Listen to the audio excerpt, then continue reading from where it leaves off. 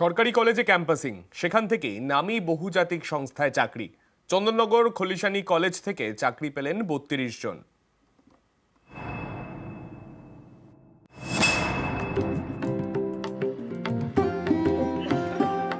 Chandannagar Khalishani college ন্যাকের B+ ক্যাটেগরিতে রয়েছে।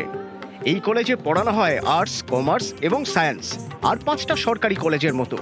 এরকম একটি কলেজেই এবার হলো ক্যাম্পাসিং। পড়ুয়ারা পেলেন চাকরি, সেটাও নামী বহুজাতিক সংস্থায়। ক্যাম্পাসিংয়ে মোট ৩২ জন চাকরি পেয়েছেন। ভালো লাগছে, এই অপরচুনিটিটা আমরা পেয়েছি। জেনারেল ডিগ্রি কোর্স করে স্যার আমরা ভাবিও নি কি এত ছোট কলেজ থেকেও আমরা বেরোতে পারবো। এটা খুব ভালো লাগছে, আনন্দিত। মেডিকেল বা ইঞ্জিনিয়ারিং কলেজ কিংবা বেসরকারি কলেজগুলিতে ক্যাম্পাসিং হতে দেখা যায়, সেটাই করে দেখালো হুগলির এই অখ্যাত সরকারি কলেজ। প্রথমে রাজ্য সরকারের উৎকর্ষ বাংলা পোর্টালে কলেজের নাম নথিভুক্ত করে কর্তৃপক্ষ। ক্যাম্পাসিং এর জন্য আবেদন করা হয়, সেই মতো এগিয়ে আসে একটি নামী বহুজাতিক সংস্থা। গত 10ই মার্চ খলিশানি কলেজে ক্যাম্পাসিং হয়। 453 জন চাকরি প্রার্থী, চাকরি পান 32 জন। সবাই যেরকম আনন্দ পাচ্ছে আমরাও আনন্দ পাচ্ছি।